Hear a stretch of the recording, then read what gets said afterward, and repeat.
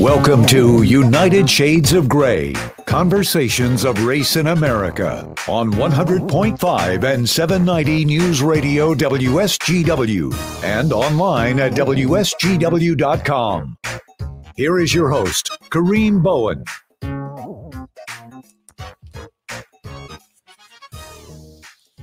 Hello.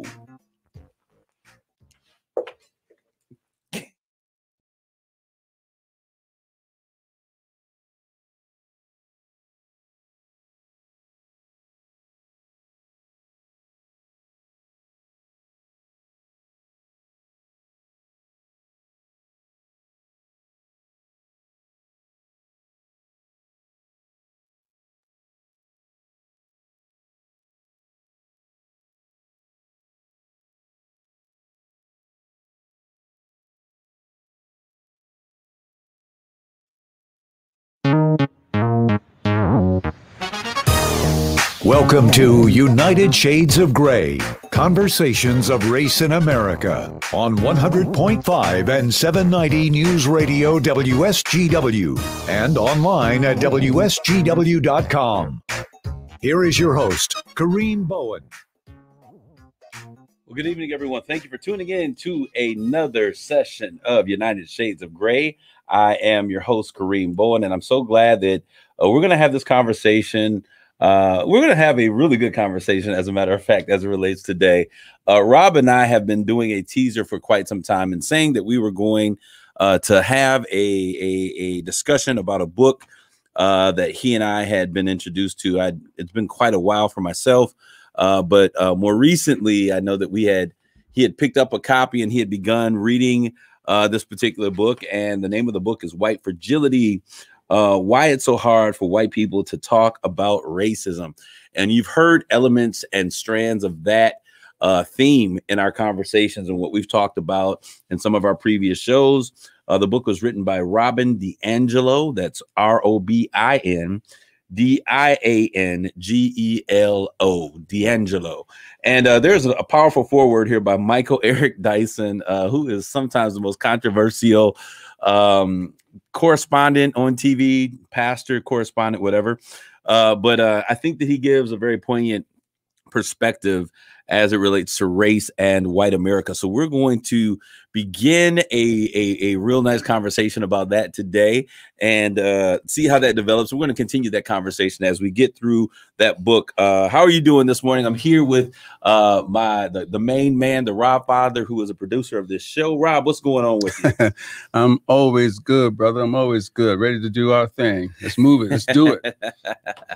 All right, Rob. And happy joining us to the United Shades of Gray audience. All right, Rob. So we have been talking about this for some time, and I'm going to get into what's hot off the press. I don't want to spend a whole bunch of time there, as a matter of fact, because I do want to get into our conversation on today and begin to set the groundwork. So for some of those who are listening, if you're listening and you're saying, what in the world is he talking about now? I want to show you what I'm talking about. I don't get paid for this, but I think it's great for conversation on today. It is White Fragility by Robin DiAngelo. So, Rob, what are your thoughts? Oh, there we go. What are your thoughts? It makes it a lot easier. Thank you, Rob, giving me that second shot, reminding me the other camera's there. What are your thoughts off the gate, off the rip? What are your thoughts about having this conversation on this platform?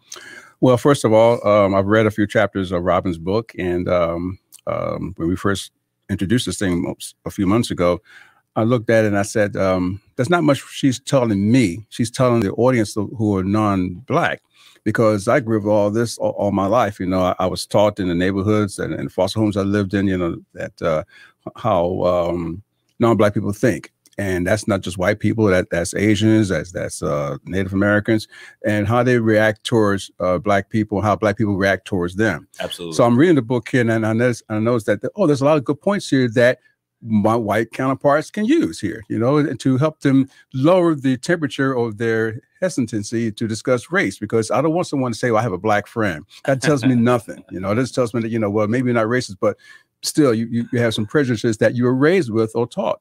And that goes across the board. I think what is very cool about this book, and I think that it is a great way to have a conversation about a very difficult topic. And many times I've found, especially when we've had conversations, this is conversations on race in America. Right. And sometimes having those conversations with people that are not Black, that, with white America have been difficult. And I've had to almost say, okay, no, it's going to be very open. It's not going to be aggressive. We're not going to ask you a question and throw you. We have to have those conversations. Down, Yeah, you're my friend.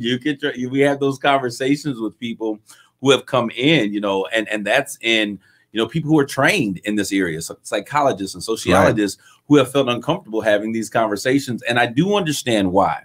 And I want to put that out there before we get into it. I understand why. White America, I get it. I'm doing interject here, but in all fairness to many of our white friends, a lot of them do understand. Absolutely. So this message is not for them. We're not for people who already understand what's going on. We're for those who are just hesitant. Well, Rob, I think there is a place for all of us to kind of lend an ear in this conversation. Sure. Because I think that it is a great way. We've got to find a common place to begin. If we're going to change, societal change, we've got to have a common place to begin. Right. And this book is really written. So if you're out there, and it's a challenging book. So if you're out there and you say that you are progressive as it relates to race, I'm not racist. I don't believe in racism. And if you say those words, if you've echoed those words before, that this is, or you think that this is how you feel, I think that this is a great conversation. Because what often happens is we say that we're against racism, that we don't believe in it, we don't see color, and that's one of the biggest things for me.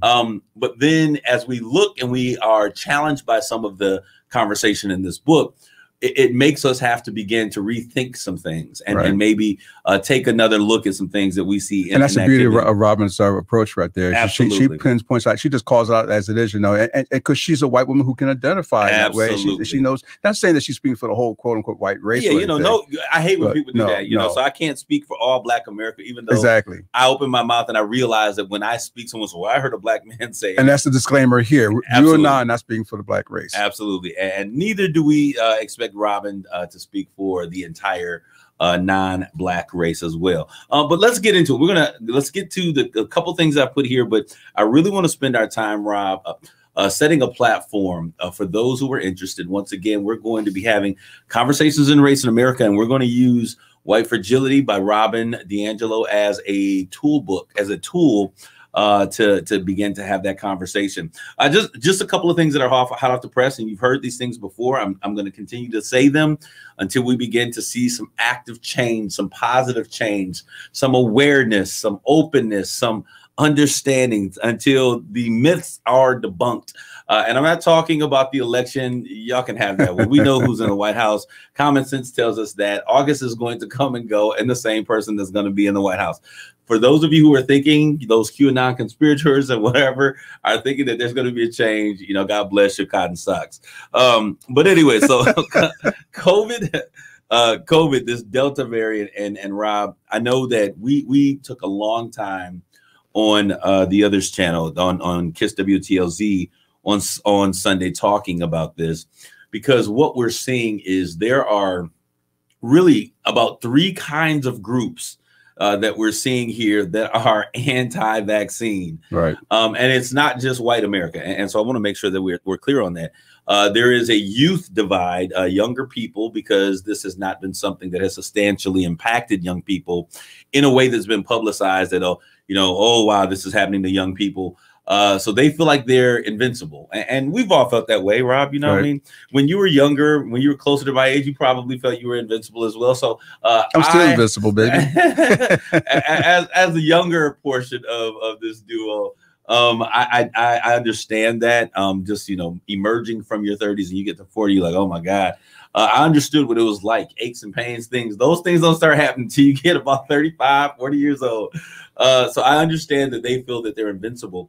But it's important to understand that when we get vaccinated, it's not just for ourselves. So you may not be an at-risk population. Maybe you're not an older individual. Maybe you don't have those pre-existing primordial conditions that exist out there that make it really a bad situation. But you don't know what you got going on with your body until something happens. That's the first thing. But secondly, this is an opportunity for you as young people to lean in and hopefully begin to understand that the world is bigger than, you know, your 3 square blocks of life that you live in until you get out of mom and dad's home and you begin to experience life. They're saying that between the ages that 49, the 18 to 49 range, 12 to 49 range is the lowest vaccinated population that exists. And they're struggling, and the numbers are going backwards. They're going down instead of up. And so we're hoping that you guys begin to understand that this is about doing your civic duty, your public duty, your American duty, your patriotic duty, and supporting those who are the least vulnerable. And that's what America has always been about. When I see and I think about America in my lifetime, Rob, when we have been, our greatest have been in those moments of tragedy, when we have lost sight of Republican and Democrat, we've lost sight of black or white, and we've come together, and we were truly Americans, and we came together and we fought a particular situation. And I remember being in college. I think I was a freshman in college, sophomore in college, when the World Trade Center happened, 9/11 took place. And it seems like eons and decades ago now, but I remember being in school and we were like, oh my God, we're war age, and they had done away with selective service. Like, I remember signing that document and putting that check. I shouldn't have did it. But I remember the entire thing happening. I remember all of that stuff going on and the buildings falling and us thinking the Gulf War. I was in college for the Gulf War, college for the Gulf War. Just out of college for 9/11. But I remember all of this stuff taking place. And I remember the brave men and women who were police officers, the firefighters, the police officers, those first responders, EMS, everyone that was on the scene, and how America stood up. And America said that this is not acceptable. And America began just to do what was necessary in order to protect its citizens. And it was the most amazing thing. We saw beyond color. And we truly became, as we always say, united shades of gray. We were the red, the white, and the blue stripes. And so this is another one of those moments.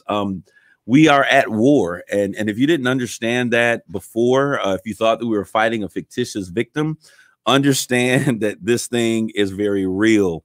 The casualties of 9/11 are greater than what we've seen even with casualties of what we're dealing with now are greater than what we've seen with 9/11. And this is not only an American tragedy, this is a global tragedy. That's why this is a pandemic. That word pan means wild, run amok, out of control. And in order for us to begin to do anything to begin to stabilize this, whether you believe it's real or not, you've got to play nice because this is a health crisis that impacts the entire world.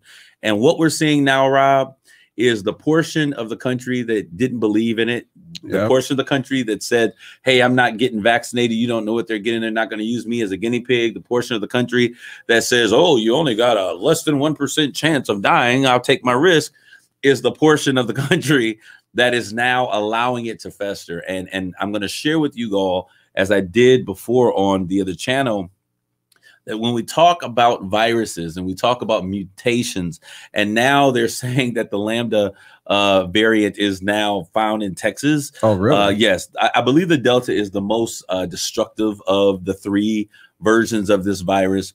But what happens is the longer that this thing is in your system, it is a virus. It's a coronavirus, means it has a crown, which means there's mRNA, messenger mRNA. This is the stuff that your body uses to express genes and genotypes and phenotypes of what happens and who you become as a human being.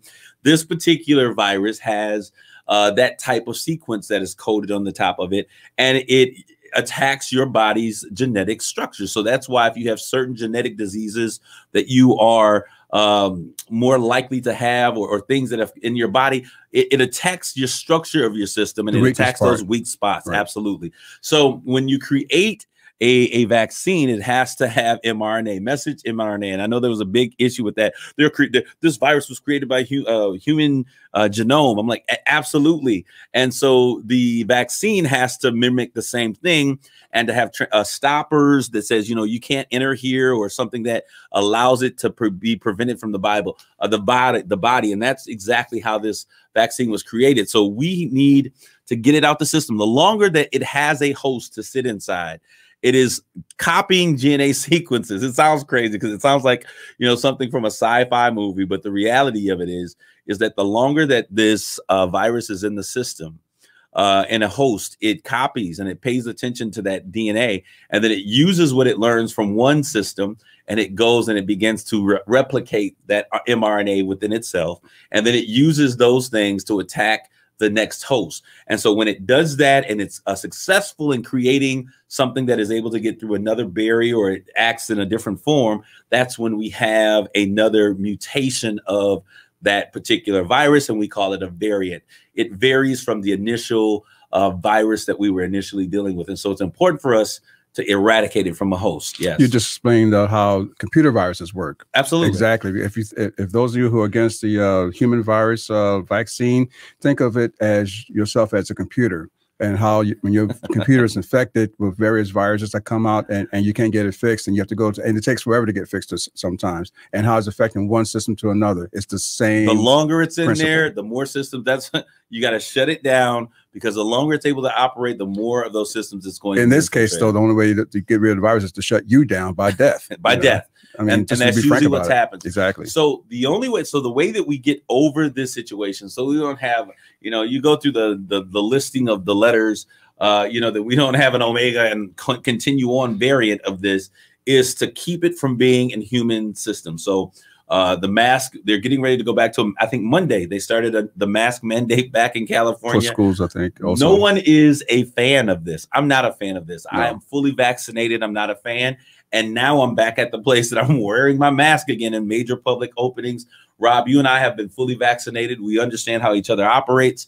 And so, there's a level of comfort that we exercise with each other here. But in most cases, when I'm in a room, more than the people that I know how they operate on a regular basis, I'm putting my mask back on. Exactly. Because the fact of the matter is, we can still get sick. You can still get sick. The vaccination does not make you unable to get sick. What it does is it releases or reduces the ability or the effects, so that you won't have the most extreme cases. You're not hospitalized. You're not on a respirator, those kinds of things. But if you still have pre-existing conditions, there's nothing to say that you won't be in hospital and you won't be on these things. How things. long? Absolutely. You never know how the body's going to respond 100%. And so they're moving to, and then this is really for public opinion, Rob. They're really moving because all of these things are basically, this was given a trial run. It was an emergency run, emergency release for this. And so now they're moving toward giving this the actual certification of the FDA and all of the bureaus, so that they can now stop saying, well, it's not even, it's a test. So it would now become an official response in terms of how people, we've had hundreds of millions of people that have now received it. And now we have some keen understanding on how this thing operates. But as long as it has a host, it still has the ability to produce another variant. So it's important for us to stop the mutation from spreading by getting vaccinated, by doing the things. We're going to have to get back to washing our hands, which I thought was something we learned in third grade. Right. I thought that was like a second before you went to school. Wash your hands before clean eating. Surfaces and all absolutely. And so it's important for us to continue to do those things. So that was one of the things, and that's important. So I want to make sure that we continue to have those conversations. This is not about politics. This is not about Democrats and Republicans, because both are dying. We're now seeing places like Louisiana and Arkansas. One health scientist said that Arkansas is like the wildfires of California taking place in Arkansas, and it's devastating. And it does not have to be this way. So let's keen up, wake up. Let's really begin to pay attention to data, information. As we talk about white fragility, Rob, one of the biggest issues, one of the biggest cases against it is misinformation and disinformation. Dismiss all of it, right? No information, disinformation, and misinformation, all of them above our reasons why it continues to be pervasive in our communities. And so just like that, we have to make sure that we're informed about it. All right, now, this is kind of interesting to me. I want to see how this plays out, Rob. This is the January 6th Commission. And what's crazy, and the reason why I kind of have an affinity to talk about this on this show, because if you remember when all of this went down, we were in here recording. Yes. And I believe we were hot. The mics were hot when I think you slid me a piece of paper and like, hey, the Capitol is being attacked right now by domestic terrorists. And I was like, what? I got off. I could not wait to see what was going on, because I'm like, oh, here we go. And, the boiling point for a number of people had tipped. And they were literally breaking into the Capitol building in Washington. We watched it on TV here, like something out of the zombie factory. It's crazy, man. And so now they have what is going to be considered a bipartisan commission. I really don't understand what the Minority Leader McCarthy was going for, because you always have those people who understand that my party affiliation is less than my duty as a countryman, as a patriot, as an American.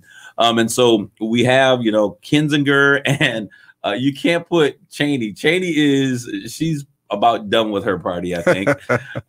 They're done with her Come too. to the dark side, Liz. Come to the dark side. And so I think she's at a point to where she's looking, but it's about being an American once again. Yes. And so it's interesting how, and having conversations on race in America, and having conversations, especially the one that we had, Rob, about Oklahoma, and Black Wall Street, right, and the Greenwood District, and how they tried to rewrite history. They didn't try; they did it. Mm-hmm. They covered it up, mass graves, and now they got teams going in to uncover what has been covered. There are portions of our country and our government that will rewrite history and make it something that it wasn't, and you find out the truth much later. We now see not even a year, 6 months away from what has taken place, 7 months away from what took place. And you look at how they're trying their attempt to rewrite history. This was normal. This was almost like a regular day. These were people that were coming to the Capitol. The police were helping the people in, which we did see that was happening as well. Right. But they neglect the fact that police officers were killed or killed themselves or, were injured during this process, that it was a task on the nation and the law force, that the Pentagon was involved with what was going on. This is, you cannot write, not in today's society, not with it when there's a camera everywhere. Right. We've got to be mindful of where we are. And so it's going to be interesting to see what happens with this January 6th commission that is setting sail. I believe the process started this week. Right. I think it's Monday. It started Monday. Just started this Monday. And so it's going to be interesting to see how this turns out. I don't even want to get into the whole issue with the treason and espionage that we saw.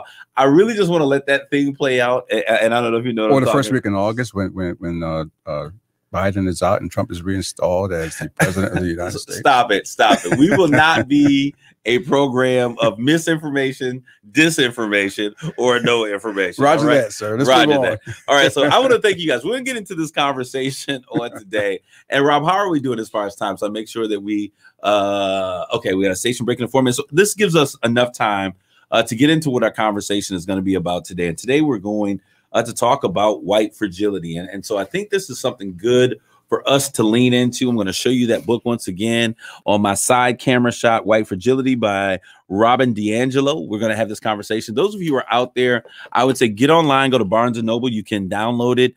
You can also download it on Amazon, get an e-read version of this. That's what I got. And most places are going to have this book because it was a pretty good hot seller. So it's going to be made available. So make sure you get the book so that you can go along and have this conversation along with us. I'm going to read really quick the chapters, and then we're going to talk about an overview of what we're going to talk about. This book was written, for those of you who are just tuning in, this was not written for Black America. This was not written for the scholar. This was written for to the average white individual, the white American, who believes in their mind and in their thought process that they're not racist. So this is written to someone who is not racist. This is written to individuals who believe that they are actually progressive as it relates to conversations and ideologies, the way they think on race in America. And so it was not meant to be antagonistic, to fight over, to brawl. We're not talking about all the way right, the most conservative areas, conspiracy theories. We're not talking about all the way to the right, but we're talking about right of center, those individuals who would consider themselves decent individuals, modern individuals, and progressive in terms of their stance on race. So this is who that's written to, and I think it's important to understand that. But here are some of the challenges or the topics that we're going to talk about. Chapter 1 is the challenges of talking to white people about racism. Rob, when in our conversations, what do you think one of the greatest challenges, and I want to see what you're going to say, is to talking to white America about race? Why do they follow stereotypes about Black people?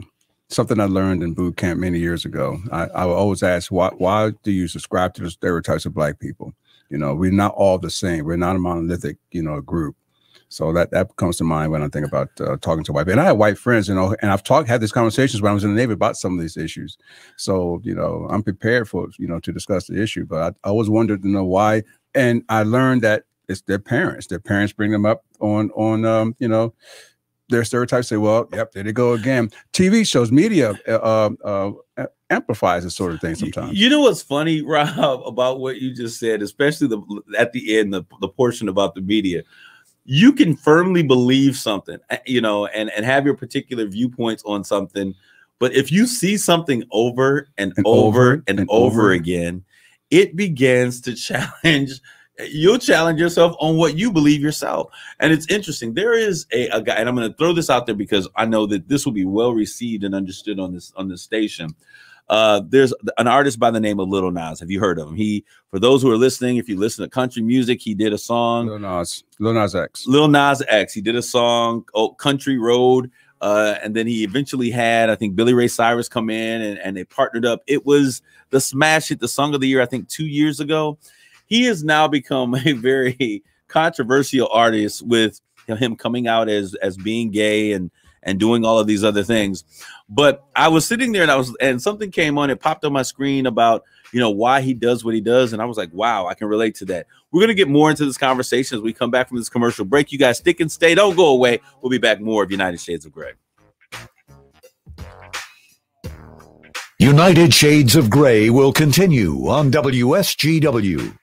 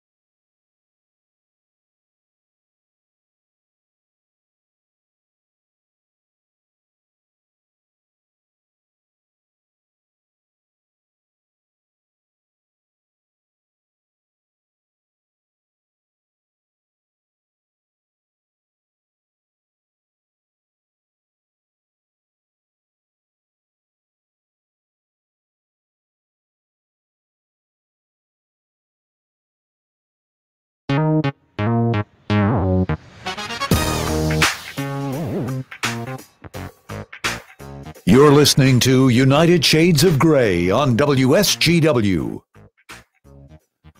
All right, this is Kareem, and we're back from our commercial break. For those of you who are watching via social media, we just need to make sure that you know that there is a break. And so since we are doing a recording and we're recording it live with you all in mind, we want to make sure that you guys understand that. So I appreciate your time that you guys have taken out and being patient with us as we take care of a few issues, paying some bills, and making sure that we transition appropriately as we have this conversation.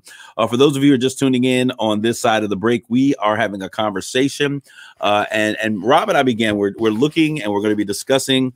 Make sure that you get this book because we'll be talking about this here, White Fragility by Robin DiAngelo, forward by Michael Eric Dyson. You've seen him a lot. I think he's one of the CNN pundits that they often have come in. He's also a pastor.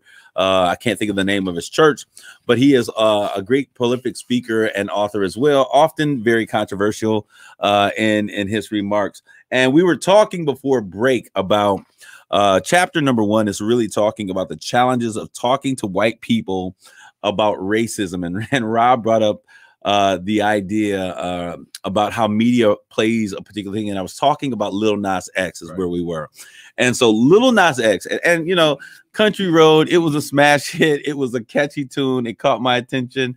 When I saw him, I was like, okay, this dude he's happy is what I said, you know. But he later came out and he said that he was gay. I mean, it's not like it's a new thing. There's no, I don't think the stigma that was there 10, 15 years ago in most communities still exists. There are still some very, there are pockets of it. Yeah, there are pockets of our community, just, you know, like everything, you know, that have still to catch up with the times. But being from the generation that I'm from, these things don't surprise me anymore.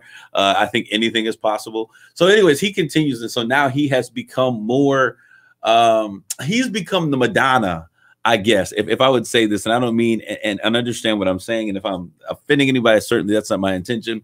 Madonna came out as a female boss. She was one of those women who came out when there was a Michael, one word name. There was a Prince, one word name. And then there was a Jordan. And now she comes out and she makes it Madonna. And she saw that by pushing the envelope. And she's from Bay City, by the way. And she's from Bay City, right here in our own backyard. By pushing the envelope and being controversial and stirring the pot, that it would make her an icon. So she went from Madonna to Coney to just one name Madonna. You knew who she was whenever they said the word. And I see Lil Nas X. He's got a big name. He's just going to be Lil Nas in a minute. And he is pushing the envelope. He's taking the same pathway that so many people who have become iconic in our world, Lady Gaga, when she came out, same kinds of things. He's understanding what it is that he desires to do. He understands that the music industry can be very fickle. He understands that you've got one shot. In the words of Eminem, you've got one shot to make your claim, and he's taking every moment possible to do that. He is breaking barriers because he's considered kind of a hip hop rap artist, which there has not been a lot of a lot in the community who've come out as gay. So he is breaking record-setting trends. I'm so proud of him for doing that. And you love it. Now, I'll tell you, people do whatever they want to, but I think that when you become, that's a whole nother conversation. Okay. When you become, they'll have you go a whole nother conversation. But when you become a public figure and an icon who sells music, and you know your art, you know where your music, you're not targeting even 50-year-old individuals, even though you want to say it's for everybody. There is a small window of individuals that are really, consumers of music. It is that, when you get 12 years old, you get interested in music. When you get 18, you're living and live by music. In your 20s, it becomes the rhythm of your life. And so he understands the population in which he's putting this music. Now, this last video I happened to see, I was like, Lil Nas, come on, this is really pushing the envelope to a level that we haven't seen anywhere. And I thought about how my parents were probably with Madonna. Is probably how I am now with Lil Nas. Let's be clear about the envelope that's being pushed by that Madonna pushed that Lil Nas. This the envelope of sexuality. Absolutely. And human sexuality. And both Madonna and Lil Nas and others are pushing to make people lower their inhibitions about sex itself. Now, granted, some people are offensive about it. I don't know if it's about sex itself. I'm talking about sexuality. It's about sexuality. I'm saying sexuality. Absolutely. I'm not sexism. I'm talking about sexuality. That's what I mean. And so they're doing that, so that people not, hey, this is how we all got here. This is how we express ourselves. It's not necessarily pushing it in your face per se. Well, so my thought process of this was not to get into that conversation. Right. And I don't want to get into it. It's a conversation for a whole other day. Right. But it was to think about how when we see things, and we were talking about misinformation as it related to whatever they put in front of you, whatever the media put, you may know the truth, but the more the media puts something before you, you begin to be thinking, you start changing and challenging your own thought process. The more you see something, the more it weighs on you, and the greater the strength. So when you talked about, and you even brought up off air, the conversation about Good Times, which was in Caprini Green in Chicago, versus the Cosby Show. Right. And we'll talk about that. I don't want to go down that road either. Bill Cosby, that's not a conversation. Not about Cosby, but just the about concept is, as we go through life and we look at what is reality, the Greenwood situation, the Greenwood Massacre, Rosewood Massacre. Most people don't know about that in Florida. They made a movie about it. There's an entire community that was murdered because of race. That's right. And we don't hear these because they began to rewrite history. It was one of the first times when blacks received reparations in America, was because an entire community in Florida, Rosewood Community District, it's a hamlet, is what Martin Luther King referred to it, was completely wiped out because of prejudice, because of race. And so we see these things happening. And so when we have the media come in and portray America in one way, you begin to believe what's being portrayed. When we see media portraying black people in a particular light, you believe what you see, the eyes, and what you see, the show me state. Is it Missouri that's the show me state? I mean, when we see these things, the more you see something, the more you believe it, whether it's true or not. And so as we look at this, one of the challenges of talking to white people about race is because of the images and the media and the things that we have seen for so long. We now see, that it's okay and things are better. And I had someone say to me, why are you still talking about race? And, there's no more racism. Racism doesn't exist. Like, you're my brother, you're my equal. Like, dude, you're on the radio, you're on 2 radio stations, you're working with companies in corporate America. There's no racism there. And I'm like, bro, the reason why I'm keeping the fight and I'm continually having this conversation is because as a white man, you're looking at the images that you see on TV. But as a black man, I live out these days and these things. I'm talking about what happens to me. I'm not talking about what I read in a textbook. And so you may not think that because it doesn't happen to you. There's a term that we have to talk about, even as we get in here and talk about white fragility, the word microaggressions. And when we're talking about racism, there's, for the most part, I don't think we'll find anybody who's overtly racist. We don't have, those things until you get to the fringes of our population. And that's on the right side of the black folks. You got a lot of black people who don't like white people. And some people may say, they have every reason not to, but to not like someone because of the color of their skin is wrong, regardless of what has happened in life. Exactly. Okay. But the fact of the matter is, there's these things called microaggressions, and they're small, sensitive things that I think we'll talk about in this conversation. And wait, you're different than the rest of them. You're intelligent. You speak well, and I'm sure someone has probably said that listening on the radio. Wow, this is an intelligent black man. That's a microaggression. That is to say that there is something that is exceptional about me, the positive, so that I am a tribute or a, what do you call it? A tribute or an asset to my race is what I was told one other time. A credit to my race. And these aren't things that people mean to be, they don't do them to be mean, but these are things that continue to allow us to have situations in our country where racism continually is pervasive in many areas. So we're going to talk about these kinds of things. That was just chapter number 1. Chapter 2 is racism and white supremacy. I need a whole day to talk about that one because we don't understand. Rob, what do you think the biggest misconception is about what white supremacy means and what it means? Privilege. There's a term that people are afraid to admit called white privilege, and those who are white. But the terminology is what I'm talking about. When you hear, what do you think I'm better than you are. I'm supposed to be here. You're not, and you're subservient to me because of my skin color, because of who I am, because of my background, because of my history. Okay, now when I hear that word, and I was raised in a community that was not very homogenous. I was one of the only blacks, the only black on student council, only black on Ironside. The only place I wasn't the only black was on the football and the basketball teams. Okay, so because all of the blacks that went to my school were on those teams. Stereotype. Those who know. If you know, you know. Right. All right. But the fact of the matter is, so I understand what certain like the meaning and how other communities view this. Right. Now, when I hear white supremacy, I think the biggest misnomer is that when we say that someone's a white supremacist, we're thinking, Hitler and the Third Reich in Germany. No, that didn't cross my mind. No. Well, I think we think skinheads. I think the majority of America thinks that when you say I'm a white supremacist, you're thinking skinheads, you're thinking, members of the Klan, you're thinking pointed white hats.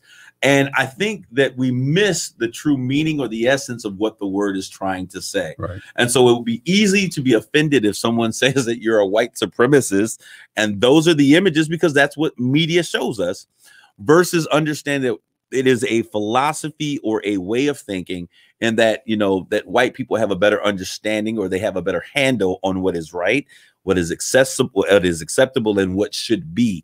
And if we would take that definition down to that basic understanding, then it would give us a clear understanding why we think that we should be the ones to make these decisions, why we think that we should be the ones who own this, why things should be the way that they are and should be the American dream.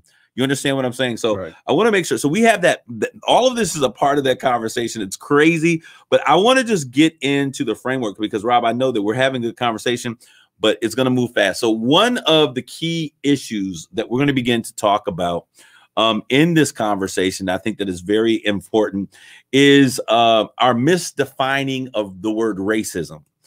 And Rob, you and I both understand that there is a difference between the word racism and the other word, what is it? Racism and prejudice. Right. They're very different words. And I think she does a great job of talking about that. But let's just take a couple of seconds, because based upon the trueness or the correctness of the definitions, it would be almost impossible for most blacks to be racist when we look at her definition of what this means. In a way, yes. We could be prejudiced. Everyone is prejudiced. Right, You're born with prejudice. Right. We're all born with certain prejudices on certain things. We put something before others for various reasons. So we're going to discriminate or be biased towards it. It's like if I prefer a Ford over a Chevy, this doesn't mean I don't like Fords. It doesn't mean I just, I don't like Chevys. I just want a Ford right now. Or you're being prejudiced about that. Or if I prefer to live in this particular neighborhood, absolutely, rather than a neighborhood across the street. So that would be a prejudice. Now, why you feel those particular ways may indicate something that is greater. Right, there's a whole lot of factors involved. Absolutely, and I usually have to explain them to a person. And so they're called schemas. In training, when we talk about these things, we talk about these schemas, and schemas are things that really shape how we view and we see things, because we all have what Rob and I are talking about, biases. A bias is something that is shaped over time by your community that helps you to become who you are. Our perceptions, our families, the images that we see, the location or the zip code in which we grew up in, the images we see on TV, and we have these things called biases, and every race on the planet has them. Right. Now, those and schemas are the things that shape or block us from being able to see the fullness of how things actually are, based upon the biases that we have versus the biases we have. So when we look at these conversations and we have this conversation on, what are some of the misrepresentation, racism and prejudice are different. Prejudice is based upon a series of biases. It's something that we all have, all of those things. Now, when we look at racism gives us the understanding that there has to be a power source in place, a control factor, that I am an authority on a particular sense in order for me to practice what I do. It's taking how I feel or my biases and those types of things and putting it in a practice in which I have authority and power control over a particular situation to make happen. And so we'll begin that conversation, and I want you to get involved. On next week, we'll make sure we put the numbers up. So those of you who are out there listening will be able to get involved in this conversation. Even those of you who are listening today, if you have a question or a thought or a comment, whatever it is, we'll take it in stride. understanding that when we have these conversations, it's important to have a place where you can be safe enough to ask the question that you have. And many people, I'll say this to you guys. There are some folks who are in my community like, Kareem, like, why are you talking to white people about race? Why are you having this conversation? And I continually say to them, we need to have the conversation because it's long overdue. And I've had, people that are very, I think, well-educated and well-meaning said, you know what? It's not my responsibility to educate white America. I am experiencing fatigue. Let white America go out and do the work. And then if they have questions, they can come back and ask us if they got it right. And that's an individual's opinion. My opinion is that if we have this conversation and I share with you some things that maybe you don't understand, because I don't think that everyone really understands. Misinformation is one of the biggest keys to us continually not having any forward progression as it relates to these issues. Then I'm willing to take that time and have that conversation, because I think that if nothing better, I've gained a greater understanding of who you are. So have you gained that same understanding of who I am. So anyways, we want to talk about how life is misinformation shapes those things. So we got to understand the difference between racism and prejudice. Those are very good. Now, individualism. Rob, when you hear the word individualism, what comes to mind? It's all about me. Okay. And there's nothing wrong with that to some degree. I promote that sort of thing. Like when people say, well, you're married, you got to tell your wife or your spouse or your husband everything, but you're still an individual. You don't stop being, even though the Bible may say the two become one flesh. Ideally and technically and realistically, you still have your own mind. You still can make your own decisions. You can decide to stay out all night against your spouse's wishes, or you can decide to stay home all day against your spouse's wishes. But the reality of the situation, if you live that kind of life, you're not gonna have a spouse for very long. That's right? True. But you're still an individual. You make your own decisions about certain things. You don't need to say, well, I'm thinking like my twin or my beloved is thinking. So that's what I'm thinking about. It's all about you to a point. And so when we look at that, Rob, that is exactly the thing that most of white America now believes, this concept of individualism. It's not about a collective. It's no longer about, you as an individual. You're not being held back. It's about your hard work.